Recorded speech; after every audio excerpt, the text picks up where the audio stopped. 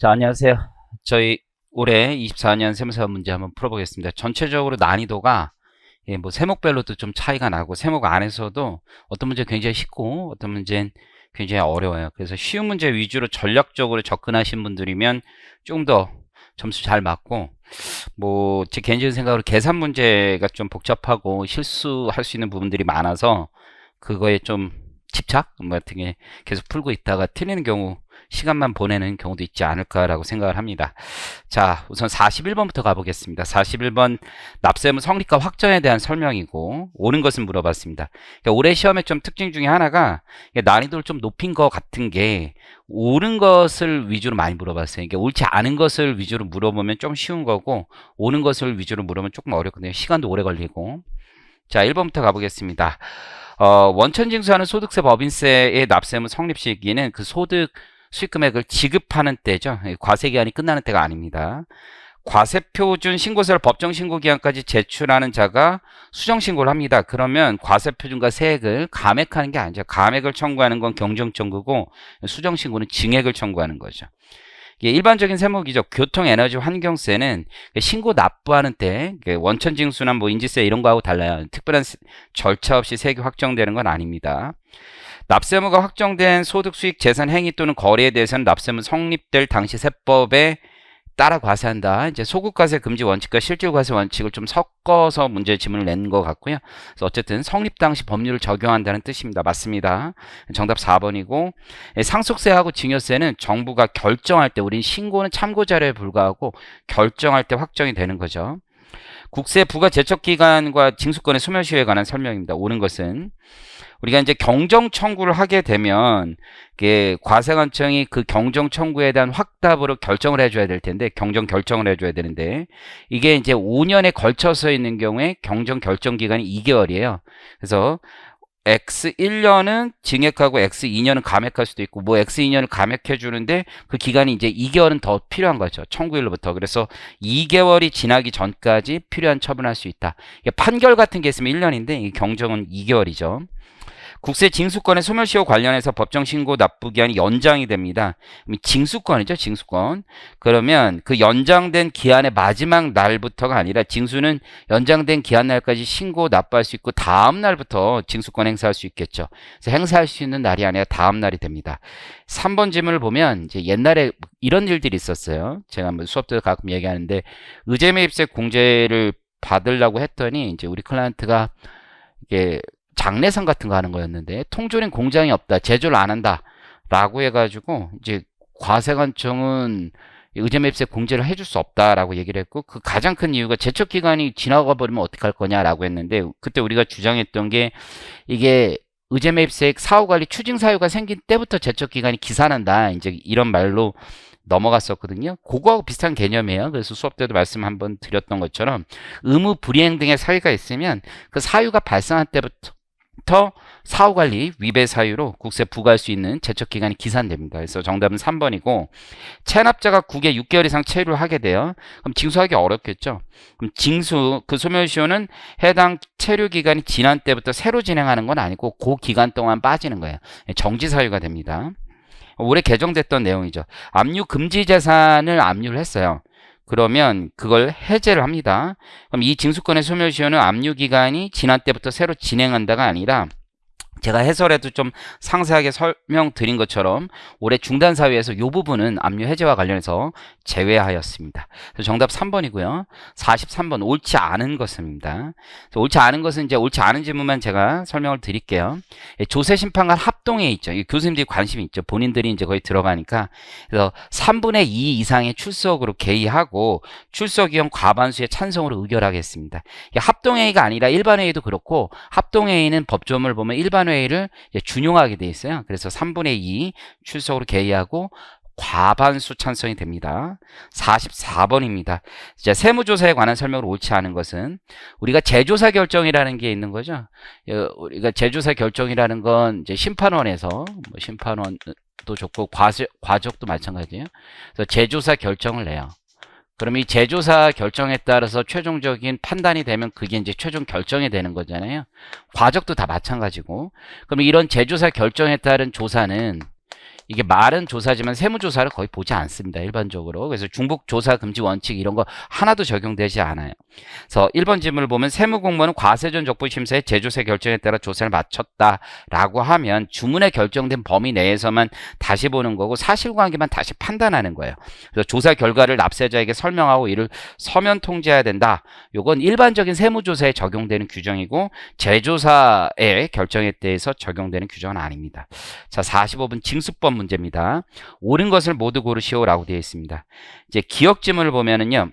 우리가 납부 고지를 하는 날부터 60일 범위에서 고지서를 발급한다가 아니라 30일입니다. 이게 날짜 이제 60일은 너무 기네요. 이게 납부 고지서에 송달이 지연되더라도 최소 14일은 줘야 돼요. 그러면 뭐 이런 개념이죠. 납기가 있어요. 원래 납부기한. 납부기한이 있는데 요 날로부터 14일이 안 돼요. 그러면 요 날부터 14일을 이제 플러스 주면 되는 개념이지 이 원래 납부기한부터 14일을 주는 건 아니에요. 만약에 2월 말까지인데 2월 말 전날 갔다고 해서 그 다음 날부터 계산하는 건 아니라는 거죠. 그래서 보면 마지막 날부터 14일이 아니죠. 그래서 도달한 날부터 14일입니다. 기억과 니은 지문이 틀렸고 나머진 지문은 맞습니다.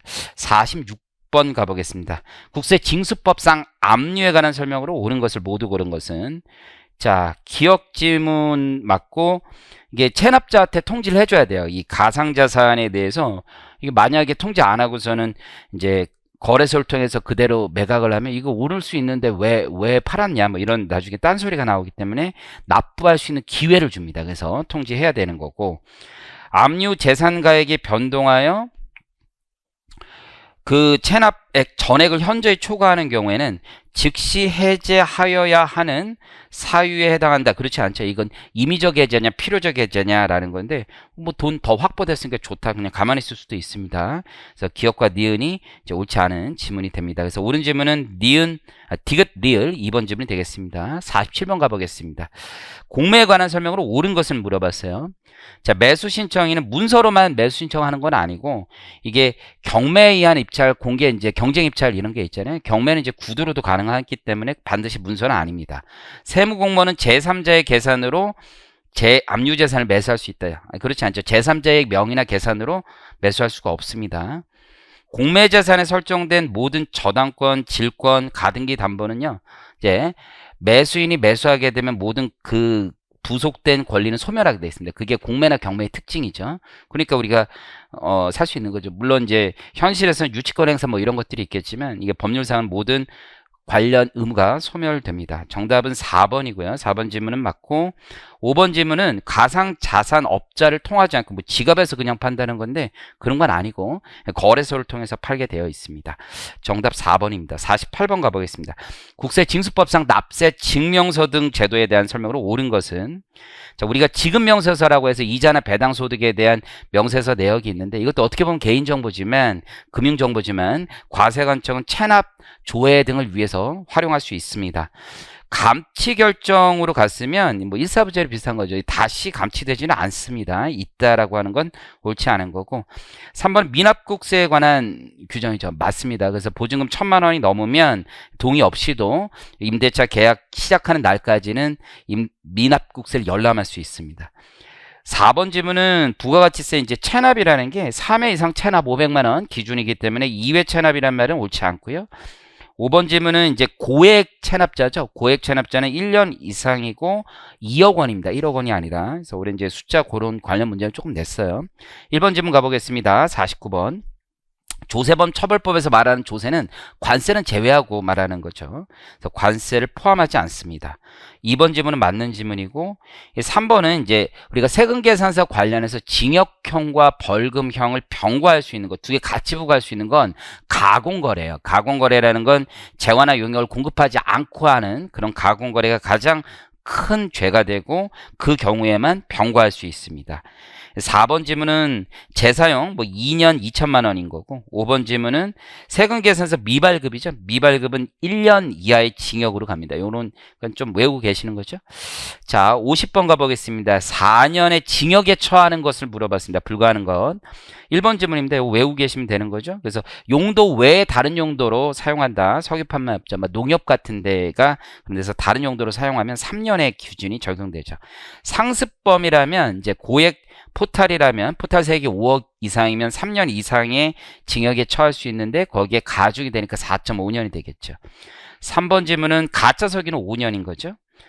4번도 마찬가지예요. 원래 이제 가공세금 계산서인데 그게 3년인데 이제 세무사 등이 요걸 알선하게 되면 가중하죠. 1.5. 그러면 4.5년이 될 수 있습니다. 해외 금융계좌 정보 비밀 유지 위반도 5년의 이제 징역에 처하게 되어 있습니다. 51번 문제예요. 이게 조금 어렵습니다. 자, ABC 주택이 있고요. 지금 ABC 주택이 있는데 지금 C주택의 경우에는 전용 면적이 40제곱미터이면서 기준시가가 2억 안 됩니다. 그래서 C주택은 간주임대료 계산 대상이 아닌 주택이에요.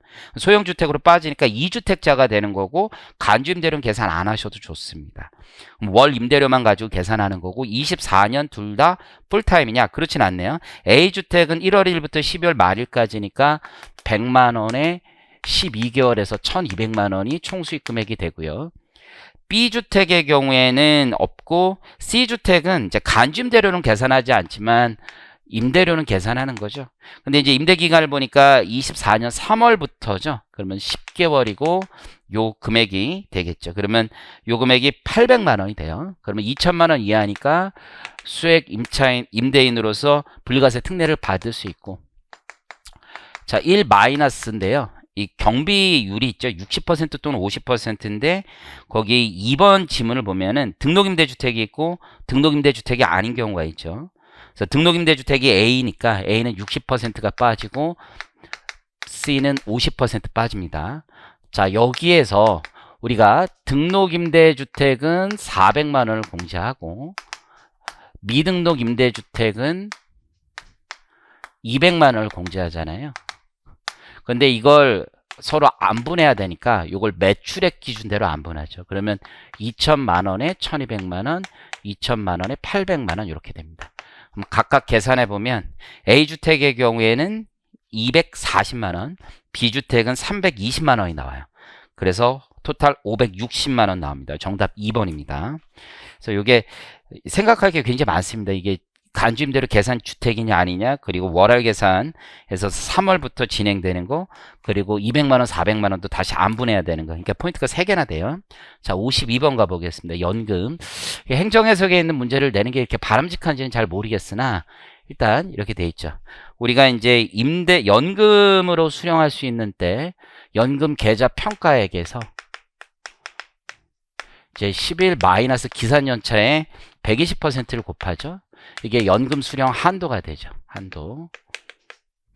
근데 이제 기산연차가 문제가 된 건데, 요게 보니까 5년 이상 이제 납입하고 55세 이후부터 인출할 수 있는 기산연차를 보는 건데요.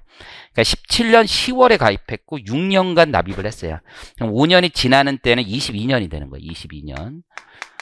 그러니까 22년이 1년, 요게 2년차, 3년차. 올해 24년이죠.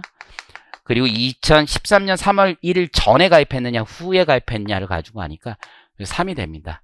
이렇게 11-3에 여기 120% 하면은 1050만 원이 연금 수령 한도가 돼요.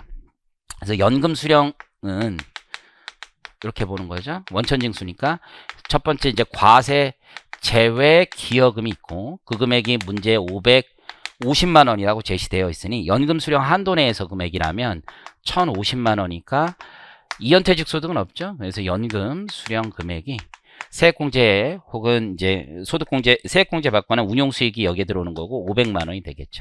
자, 나이가 70세 이하니까 원천징수 세율은 여기에 5% 적용해서 25만 원이 되겠습니다. 그래서 정답은 1번 됩니다. 53번 가볼게요. 일용직 근로자는 아니고 근로소득이 있는 자는 의료비 세액공제를 받을 수 있는 거죠. 의료비 세액공제인데 이제 순서대로 보면 난임 치료비가 있고 두 번째가 미성수 쪽이 있고 세 번째가 특정 의료비. 그래서 올해 개정된 내용 중에 하나가 6세 이하의 이제 자녀의 의료비는 특정으로 가는 거죠. 네 번째가 일반이 있습니다. 우선 소팅을 해야 되겠죠. 자, 첫 번째부터 가보면 본인은 특정 의료비가 되고 안경 구입비는 특정 의료비 여기에 들어가죠. 근데 한도가 있죠. 50만 원. 건강 검진은 되지만 증진은 되지 않죠. 난임 400만 원 들어오죠. 여기에. 그리고 거기 질병치료비인데 배우자 38세니까 일반 의료비에 들어옵니다. 100만원 들어오고요. 자, 부치는 65세 이상이니까 특정 의료비가 되고 질병치료비, 보청기 구입비 둘 다 됩니다. 그래서 200만원이 되는 거고, 그래서 특정 의료비에 200만원 추가됩니다. 자, 거기에 모친, 요게 조금 헷갈렸을 거예요. 요양 목적, 질병 요양 다 되는 거거든요. 그래서 700만원이 되겠습니다. 다만 65세가 안 되고 장애인 등이 안 되기 때문에 일반 의료비에 가고요. 이게 이제 700만원이 되겠죠. 치료 목적의 의약품 구입비인데 5세니까 특정 의료비로 갑니다. 그래서 특정 의료비 300이 돼요. 그래서 토탈 특정 의료비의 합계가 지금 550만원이 되고요. 일반 의료비 합계는 800만원. 난임 400만원. 그럼 토탈 합계 금액은 얼마가 되냐면 1750만원이 돼요. 근데 총 급여가 6천만원이니까 6천만원에 3%를 초과하는 638인가요? 180만원 초과분에 대해서 적용이 되겠죠. 그럼 그 180만원을 뺀 금액이 1570만원이 됩니다.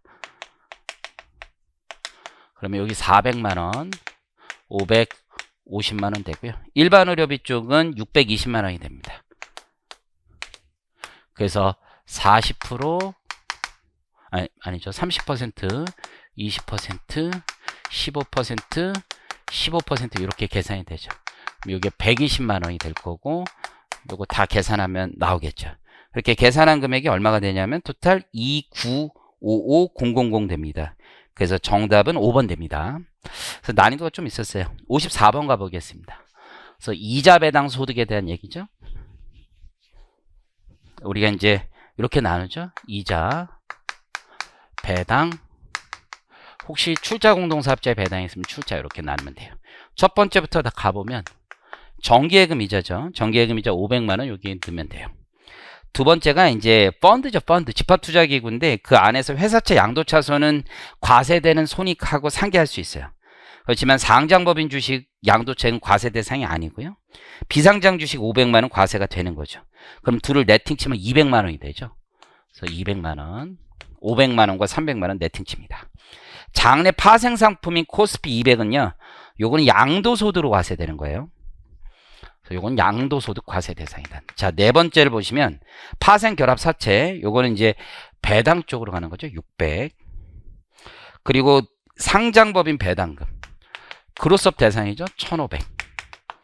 마지막으로 여섯 번째 저축성 보험이에요. 근데 10년이 넘어야 이제 비과세 조항이 되는데 그건 아니죠. 일시금 5천 받았고 납입액이 4천이니까 1000만원이 되겠죠. 그럼 1500 되고 2300이 되나요? 그러면 합치면 3800이 되네요.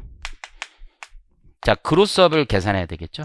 1500이 있고 나머지 금액이 합쳐서 2000만원이 넘으니까 물론 공식으로 하면 이렇게 되죠. 1500과 3800에서 2000 뺀 거 여기에 10% 적용하면 요 금액은 150 됩니다.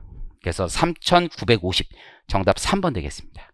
50원 너무 쉽죠. 수입시계에 관한 설명으로 옳지 않은 것은 잉여금 처분에 의한 배당은 잉여금 처분 결의를 기준이죠. 정답 1번.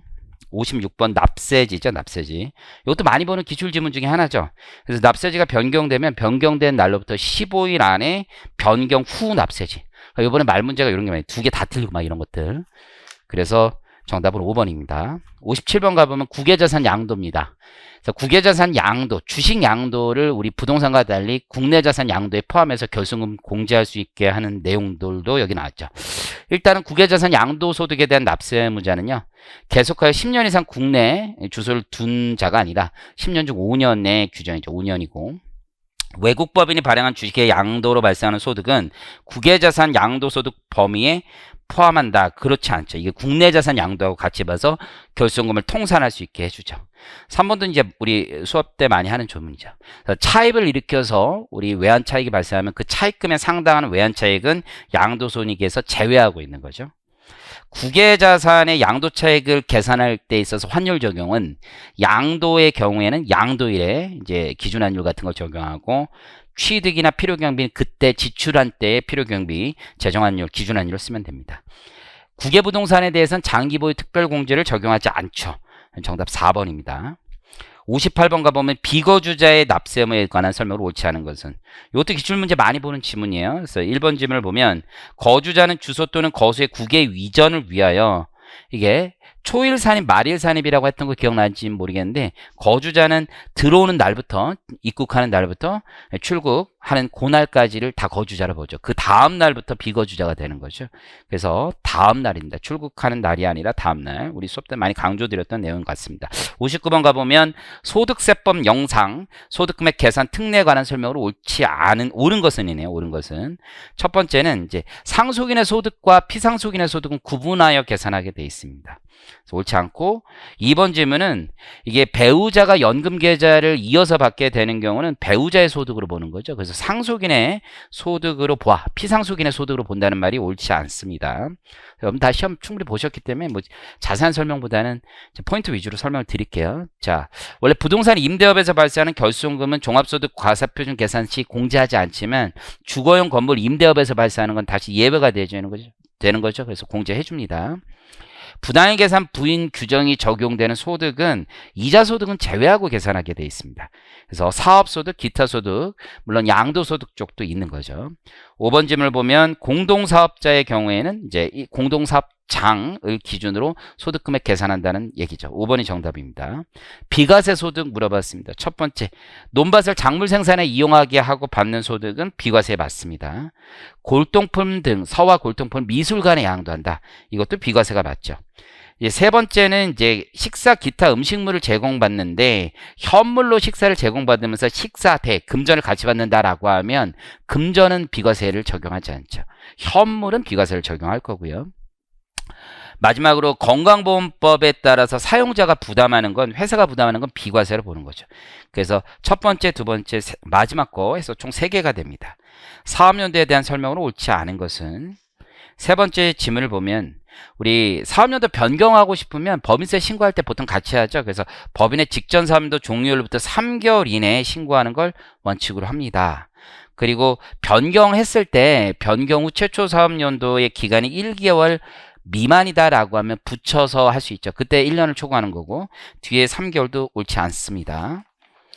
자, 62번 가보면 요즘은 조금 어렵습니다. 사실 이게 대표자 상여 처분에 대한 얘기죠. 그래서 5번 질문을 보면 대표자 상여 처분 시 사업연도 중에 이제 변경이 되면 그 변경될 때 누구에게 기속됐는지를 다 밝힐 수 있으면 상반기 하반기가 나눠진다면 각각에게 기속된 것을 볼 수 있죠. 분명하다면. 불분명하면 이게 안 되니까 이게 안분 계산하는데 일수로 안분하게 되어 있습니다. 좀 아주 구석에 있는 거 좀 된 것 같습니다. 정답은 5번입니다. 자, 63번. 이제 송금에 산입하는 항목은 모두 몇 개인가? 여러분들 이제 기본서 보면 거기 문제 예제에 다 있는 내용들이 굉장히 많습니다, 이번에. 그래서 거기 송금 항목과 아닌 것을 잘 발라내면 되고, 두 번째에 있는 거 송금 됩니다. 연체금, 산재 보상 보험료의 연체금. 밑에 연체 가산금 네 번째 거, 그리고 마지막 거. 총 3개가 우리 송금 산입하는 항목이 됩니다. 63번에. 두 번째 거, 네 번째 거, 마지막 거 되겠습니다. 제 답안에 자세하게 설명드렸어요. 자, 64번 문제도 이제 기출문제 살짝 변형한 건데, 뭐 되게 어려워 보이지만 실제 그렇진 않아요. 자, 우리가 이제 자본금으로 전입하려는 재원이 주발초인 거예요, 주발초. 근데 주발초가 2억이 있는데, 사례 1은 이 2억에 대해서 자기 주식 배정분에 대해서 그걸 재배정하는 걸 얘기하고 사례 2는 재배정하지 않는 경우입니다. 근데 자기 주식이 몇 프로가 있냐면 자기 주식이 20%가 있으니까 이게 사례 1로 가면 사례 1로 가는 경우와 사례 2로 가는 경우가 다를 텐데 사례 1로 가면 이렇게 되는 거죠. 2억을 재배정하니까 자본전입 재원이 2억 다예요. 사례 2는 1억 6천이 되는 거죠. 왜냐하면 2억의 20%인 4천은 재배정하지 않을 거니까. 이렇게 계산하고 1차 배정분, 2차 배정분이 있을 텐데 1차 배정분은 과세가 안 되고 2차 배정분만 과세가 되는 거고 2차 배정분을 보면 2억에 자기 주식에 배정할 분 20%고 그 나머지를 80% 주주가 갈라가는 거고 이 중에 B부터 보면 주 B는 30% 가지고 있죠. 30% 놓고 계산하면 돼요. 여기 밑에는 2억에 20%에 80%에 여기 지금 30% 놓고, 미안합니다. 여기 1억 6천이네요. 1억 6천에 놓고 계산하면 되죠. 요 둘의 차이를 계산하시면 돼요. 그 둘의 차이가 첫 번째 케이스는 300만 원이 나와요. 1500, 1200으로 해서. 그러면 얘가 300이면 C는 당연히 그 30%, 40% 룰이니까 400이 되겠죠. 얘가 300이면 D는 3분의 1이니까 100이 되겠죠. 그렇게 뽑아내셔도 됩니다. 그래서 정답은 4번 되겠습니다. 자, 65번 이제 업무 추진비 관련된 내용이죠. 그래서 업무 추진비 관련 내용을 한번 보겠습니다. 우리가 이제 맨 처음에 우리 업무 추진비 해당액이 있을 테고, 두 번째가 이제 한도액이 있겠죠. 해당액도 직부인이 있고, 이제 두 번째 진짜 한도와 비교해야 되는 해당액이 있습니다. 첫 번째 자료를 보니까 5기에 업무 추진비 총 지출액이 5,600인데 아예 지출 증빙이 없대요. 증빙이 없어요. 그러면 이거는 대표자 상여 처분하시면 되겠죠. 그 금액이 800만 원이고 상여 처분하시면 되고, 적격 증빙이 없는 거는 기타 사유출 처분하는 거죠. 그래서 그 기타 사유출 처분하셔야 되는 건 600만 원이죠. 600만 원. 그래서 기타 사유출. 근데 총 업무 추진비 지출액으로 5,600이 있는데 이 중에서 800하고 600을 빼는 거죠. 그러면 요 금액이 해당액이 나옵니다. 그렇게 해당액을 계산해 보면 얼마가 되냐면 4,200이 돼요. 자, 한도액을 계산합니다. 지금 중소기업이 아니라고 되어 있죠. 그러니까 1,200만 원이고 사업연도 전체. 자, 매출액을 이렇게 쪼개는 거죠. 지금 총 매출액이 얼마냐면 120억인데 특수관계 매출액이 45억이래요. 그럼 우선 100억까지를 먼저 채우는 건데 일반 매출과 특수관계 매출 있죠. 그래서 일반 매출에 여러분들 보시면 우선 75억이 일반 매출이 되겠죠. 75억. 특수관계 매출은 25억 곱하기 여기 0.3%, 여기도 0.3%. 그래서 이 두 개 합친 게 100억. 특관자 매출이 25억과 총 45억이니까 20억이 되겠죠. 20억. 20억에 0.2% 가시고 여기에 10% 하는 게 총 한도 금액이 됩니다. 그렇게 계산한 한도 금액이 얼마가 되냐면 지금 3,565만 원이 됩니다. 이게 35650,000이 돼요. 이 금액과 4,200을 비교해보면 업무 추진비 한도 초과액은 635만 원이 됩니다. 그럼 여기에 있는 600만 원과 635만 원 합친 게 기타 사유출 금액이 되고 그 금액이 1,235만 원 됩니다. 정답은 1번 되겠습니다. 자, 66번 가보겠습니다. 이 문제 살짝 애매했던 것 같은데, 자, 우리 대손금, 대손 실적률 등을 구사해야 되겠죠.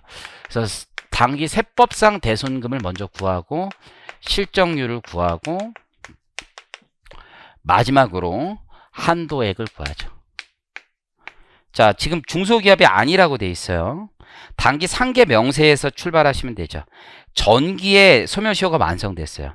그러면 내가 유보만 여기에 있는 자료만 가지고 유보를 본다라면 기초, 감소, 증가, 기말, 이 유보를 관리하는 이유는 기말 세무상 채권, 전기말 세무상 채권 등이 필요하기 때문이죠.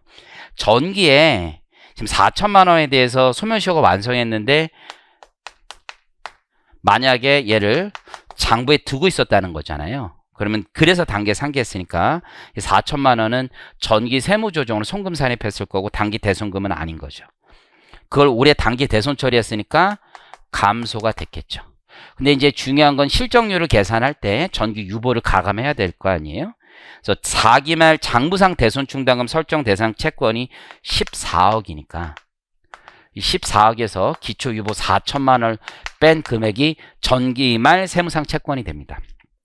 2번 동그라미 2번을 보면 이게 세법상 7천만 원짜리는 세법상 인정이 되는 거죠. 그래서 7천만 원 단기 대손으로 인정이 되고요. 자, 부도 발생으로부터 9개월이 지난 비채권인데 이게 어음은 인정이 되죠. 그렇지만 외상매출금은 중소기업이 아니라면 인정이 되지 않아요. 그래서 외상매출금은 송금 불산입이 되고 기말 채권 유보에도 가산이 됩니다. 그러나 누구는 지금 받을 어음은 송금 인정되죠. 다만 비만 계정 1,000원 있어야 되겠죠. 그래서 1,000원 가산을 합니다. 그러면 단기 대손금이 나오고 그 대손금이라는 건 1,000원은 빼고 이제 유보로 1,000원이죠. 유보로 1,000원이고 기말에 여기 1,000원 되고 세법상 대손금은 499만 9천원이 돼요. 그러면 올해 인정되는 건 749999000 749999000이 단기 실적률 계산 금액이 되고요. 실적률을 지금 소수점 넷째 자리 이하는 절사한다고 되어 있으니까 이 실적률을 계산해 보면 0.055 이렇게 계산이 돼요. 그럼 마지막 이제 한도 계산이죠. BS상 채권으로 제시가 되어 있는 게 지금 25억이에요. 5기 25억이고 여기에서 유보를 가감하면 되는데 1,500만 1,000원인 거죠. 여기에 0.055를 곱하면 대손충당금 단기 한도액이 나옵니다. 그렇게 한도액이 나오는 게 숫자가 좀 지저분하네. 138 325 055입니다. 이게 한도가 되고 한도와 회사 설정액은 기말 잔액이죠. 2억 2천입니다. 그래서 2억 2천과 비교해 보면 81 674 945 이렇게 나옵니다. 그래서 정답 1번 되겠네요. 67번 가보겠습니다. 우리가 세무조정 많이 해보는 항목 중에 하나죠. 그래서 부당행위 계산인데 일부 미지급이 있다. 그러면 시가까지 먼저 현금 지급하고 초과분부터 사유출 되는 거죠. 그래서 이제 세무조정을 해보면 4기가 있고 5기가 있을 텐데 지금 우리 물음은 5기 거만 물어보고 있죠. 4기 거를 보면 시가 5억 원의 토지를 세법상 특수관계인에 해당하는 임원으로부터 8억 고가 매입한 거죠. 근데 회계처리는 6억은 먼저 지급하고 나머지 2억은 23년 요 5기에 지급한 거죠. 그래서 6기가 24년이니까 그러면 4기는 송금산이 토지를 감액하죠. 토지 감액을 합니다. 그래서 시가와 차이 3억 원을 감액을 하고 마이너스 유보가 되겠죠. 그리고 우리 손불치죠. 송금 불산입이 두 가지가 있죠. 미지급금 인정할 수 없다. 미지급금 2억 원 인정할 수 없다. 그리고 부당행위가 걸리는 거죠. 사회유출. 그래서 부당행위가 4개 1억이 나가고 요거는 상여가 되고 얘는 유보가 되죠. 그런데 얘를 23년 중에 다 지급을 한 거죠. 그래서 5기 것만 물어봤으니까 6기에 매도했으니까 유보 처분하는 거, 요 토지에 대한 유보 추이는 6기 할 거고 요것만 반대하면 되죠. 그래서 미지급금을 송금 산입하시고 미지급금 2억 원을 송금 산입을 합니다. 그리고 마이너스 유보. 동시에 손불 치는 거죠. 송금 불산입. 부당행위 걸린 거죠. 부당행위. 행위 걸려서 2억. 이렇게 하면 되고 요거는 상여 처분하시면 됩니다. 이렇게 처분하시면 되고 정답은 5번 되겠습니다. 자, 68번 가보면 법인세법 영상 일시상각 충당금이나 압축기장 충당금에 대한 설명을 옳지 않은 것은 정답은 5번입니다. 이게 압축기장 충당금, 일시상각 충당금은 결산 조정이 원칙이지만 예외적으로 신고 조정할 수 있죠. 그러면 송금 산입한 거로 보고 그래야 나중에 입금 산입할 수 있습니다. 그런 부분을 염두하시면 될 것 같아요. 69번 가보겠습니다. 69번 문제가 좀 어려워요. 옳지 않은 것은인데 이게 유동화 전문회사는 배당 가능 이익의 90% 이상을 배당할 수 있단 말이에요. 근데 이제 쟁점이 되는 게 뭐냐면 실무상도 많이 그런데 과연 이 배당 가능 이익을 어떻게 계산할 거냐라는 문제가 있습니다. 자, 그래서 배당 가능 이익에서 보면 재무제표상에 법인세 비용 차감 후 당기순이익에 2월 이익잉여금 가산하는 것도 맞고 2월 결손금 공제하는 것도 맞는데 이익준비금 처분하는 거 있잖아요. 적립하는 거 걔를 지금 조정을 해주게 돼 있어요. 이익준비금을 차감한 금액으로 하게 돼 있습니다. 왜냐하면 실제로 배당 가능 이익이 재무상태표에 나와 있는 미처분 이익잉여금과 일치하지가 않아요. 그래서 이익준비금 차감한 금액으로 가는 게 이제 실무상 그걸 배제해 준 거죠. 안 그러면 만약에 100이 있는데 현금 배당을 해요. 그러면 우리는 90 이상을 하려고 싶은데 지금 일단 이익준비금 적립을 해둬야 되니까 이익준비금 10%를 남긴 것 때문에 문제가 생길 수 있거든요. 그래서 정답 2번 됩니다. 2번. 그래서 난이도가 조금 있는 문제예요. 이거 실무 해보는 사람 아니면 만만치는 않습니다. 근데 제가 기본 강의 때 이익준비금 처분해야 되는 것 때문에 심상 문제 때는 얘기 많이 드리거든요. 자, 70번 가보겠습니다. 합병 시 2월 결손금 및 기부금 한도 초과액 승계 및 공제에 관한 설명으로 옳은 것은 이 합병법인이 승계한 거냐 합병법인이 들고 있는 거냐, 뭐 이런 것들 구분이 조금 어렵습니다. 그 부분에 대한 얘기고, 첫 번째 질문을 보면 적격 합병을 한 합병법인이 승계한 피합병법인의 결손금은 각 사업연도 소득금액 과세표준 계산할 때 공제한다. 왠지 맞는 말 같지만 자신의 이제 소득금액 범위 내에서 구분경내에서 공제해야 된다. 그 말 조문을 좀 그대로 낸 거로 보입니다. 이번은 우리가 많이 세무회계 같은 거 할 때 하는 거라서 객관식 같은 거 할 때도 많이 보는 거라서 정답 지문을 뽑아내는 건 또 가능합니다. 실제. 그래서 적격 합병 시 승계한 이월결손금은 채무 면제이익 혹은 자산 수중이익 에 있어서 이월결손금 보전 충당하는데 쓸 수가 없는 거죠. 그래서 그 취지는 결국 얘를 쓸 수 있다라면 합병 후에 각 사업, 승계받은 사업과 기존 사업에서만 각각의 결손금을 공제할 수 있다는 그 취지를 이제 몰각하는 결과가 되기 때문인 거죠. 3번을 질문을 보면 피합병법인의 합병 등기일 현재 기부금 한도 초과액으로서 적격 합병에 따라 합병법인이 승계한 금액은 합병법인의 각 사업도 소득금액 계산할 때 피합병법인으로부터 승계받은 사업에서 발생한 소득금액 범위 한도가 아니라 승계받은 사업에서 발생한 소득금액에 대한 기부금 조정, 일반적으로 다시 기부금 더하고 2월액 조정하는 그걸 다 한 다음에 금액을 기준으로 합니다. 그래서 옳지 않은 거고요. 4번 질문을 보면 합병 등기일 현재 세무상 결손금 중 적격 합병에 따라 합병법인이 승계한 결손금을 제외한 금액은, 그러면 기존 합병법인이 가지고 있었던 그 결손금은 각 사업도 과세표준 계산할 때 피합병법인으로 승계받은 사업에서 결손해서 공제하는 게 아니라 원래 자기 거잖아요. 그러니까 원래 자기 소득, 합병법인의 소득금액 범위 내에서 공제할 수 있는 게 됩니다. 자, 5번 질문은 사후관리기간이에요. 그래서 적격합병 사후관리기간은 2년 또는 3년이거든요. 그래서 5년이란 말은 옳지 않습니다. 자, 71번. 부가세인지 좀 개념을 잘 아셔야지 문제를 풀 수 있는 게 있었어요. 과세 대상인 걸 모두 고른 것은 협회나 단체가 있어요. 거의 핵심은 이제 대가 관계 없이 회비를 받아요. 이거는 재화나 용역의 반대급부로 받는 게 아닙니다. 그래서 얘는 과세 대상이 아닙니다. 재화의 공급, 용역의 공급으로 보지 않습니다. 니은 지문은 면세 재화를 운반하는 용역, 그러니까 운반 용역이잖아요. 그러니까 과세요. 무엇을 운반하는지는 중요하지 않겠죠. 디귿은 입회금인데 이게 보증금으로 보면 공급이 아니지만 일정 기간 거치 후 반환하지 않는다면 이 입회금은 보증금이 아니죠. 그러니까 공급이 됩니다. 리을은 이게 세법학 이런 데 좀 배우는 건데 부동산 임대차 계약 기간이 끝나요. 종료된 이후에 이 사람이 안 나가서 보증금과 상계하고 있으면 원래 계약상 법률상 모든 원인에 따른 공급만 공급인데 기존 계약이 계속 유지되는 거로 보죠. 그래서 이 경우에는 공급이 있는 것으로 보고 있습니다. 그래서 니은, 디귿, 리을이 공급이 됩니다. 사업자 등록 정정 사유에 해당하지 않는 것. 이게 어떤 사업자 등록에 있는 사항을 바꾸는 얘기예요. 근데 4번을 보면 포괄 양도에 따라 사업자 명의가 변경돼요. 이건 주인이 바뀌는 거죠. 이게 완전히 사업자의 주체가 바뀌는, 기존 사람은 떠나고 새로운 사람은 신규 사업자 등록해가지고 새로 시작하는 거지 기존 사업장에 얹는 개념은 아니에요. 그 대표자 명의 바뀌는 거하고 달라요. 대표자 명의는 법인인데 거기에 대표자 이름이 바뀌는 거예요. 기존의 실체는 유지되는 거예요. 사업장은 그대로 유지되는 개념이에요. 그래서 요거는 예를 들어서 부동산을 하는데 포괄 양수도에서 갑이 운영하는데 을이 샀어요. 그럼 을은 새로 사업자 등록을 해야지 정정할 일은 아니라는 거죠.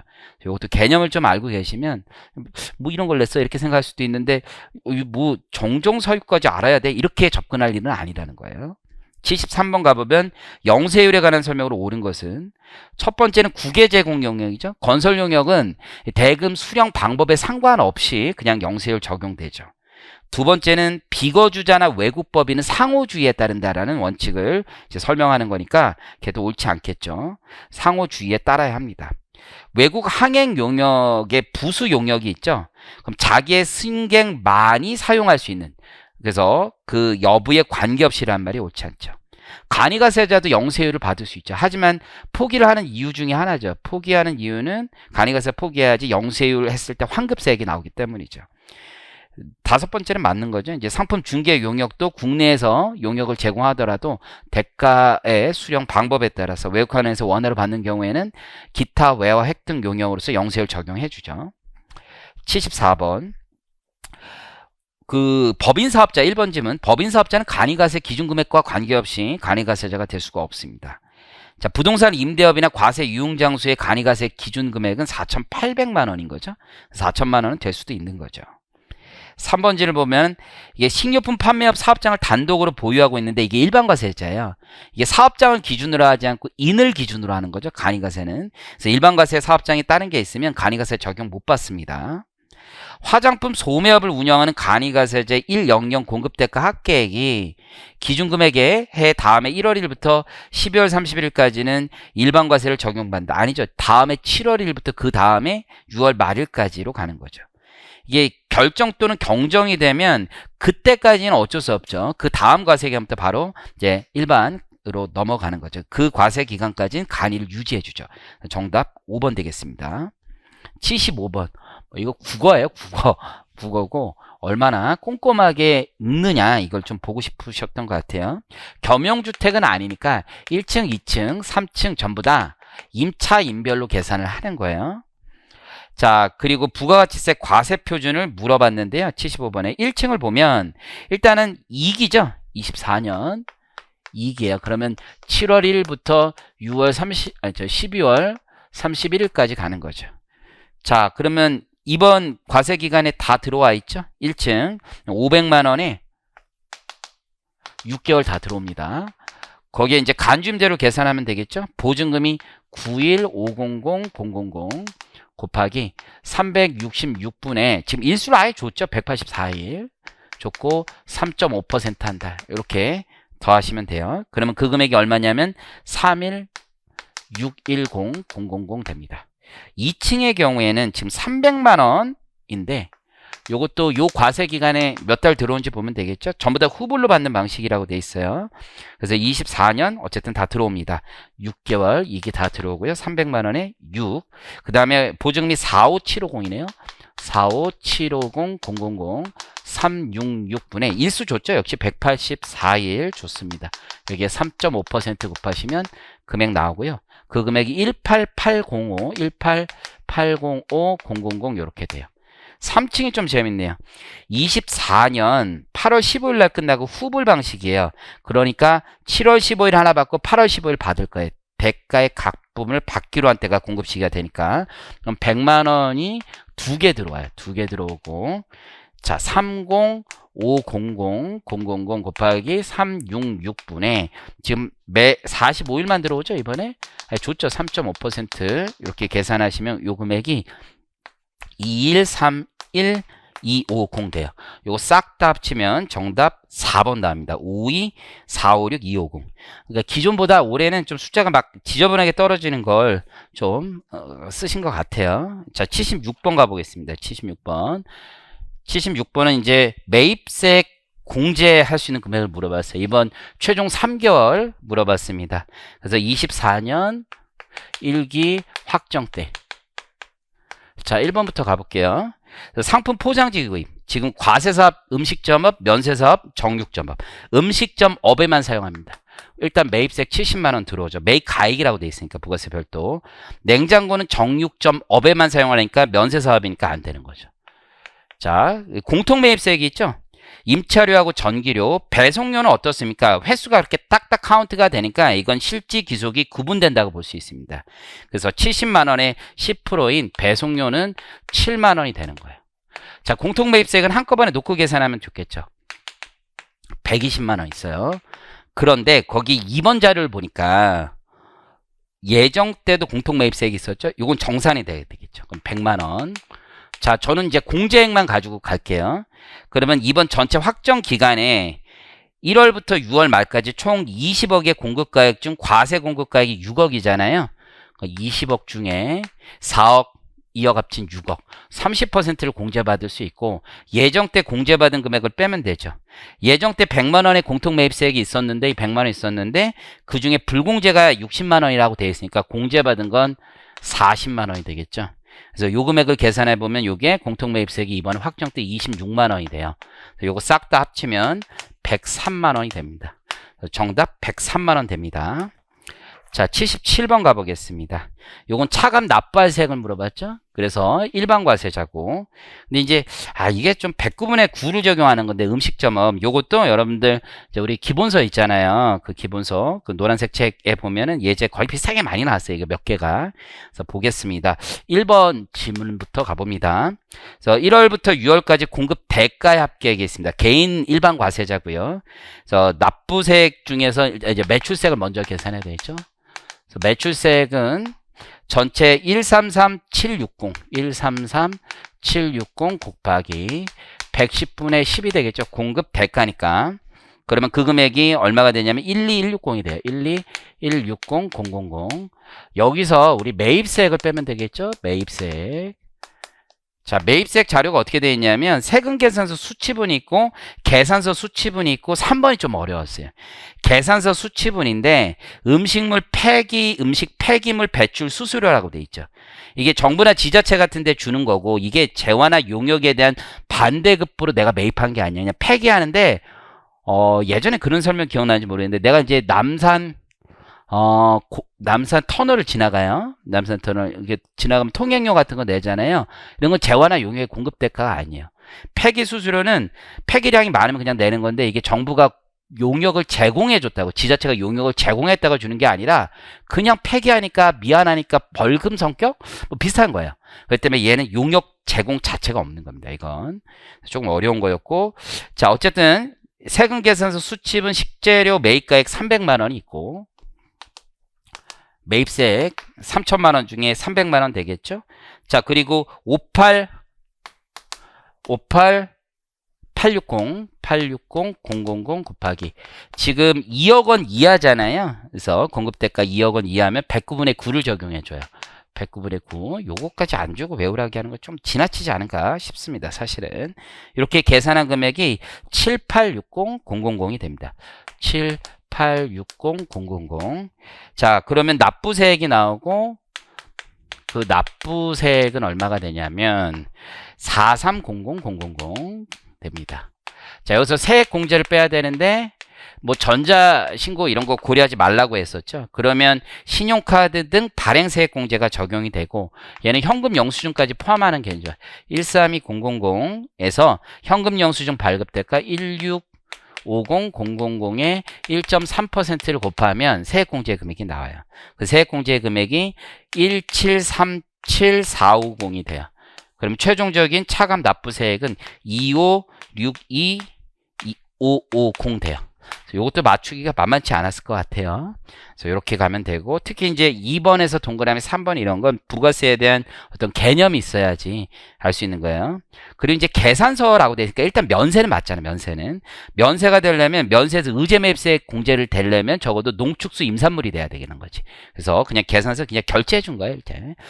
과세는 아닙니다. 적어도 78번 가보면 매입세 공제에 관한 설명으로 옳지 않은 것은 우리 3번은 자동차를 소형 승용차 개별소비세 과세되는 자동차라도 비영업용일 때 매입세 공제가 안 되는 거죠. 운수업에서 직접 영업으로 사용하는 건 제외하는 거죠. 그래서 운수업에서 영업으로 사용하는 건 매입세 공제가 됩니다. 그래서 그거를 포함이란 말은 옳지 않네요. 국조는 어떻게 공부하시는지 모르겠네요. 자 그러면 일단 설명을 좀 드릴게요. 첫 번째 일종의 국제조세에서 부당행 계산 부인이에요.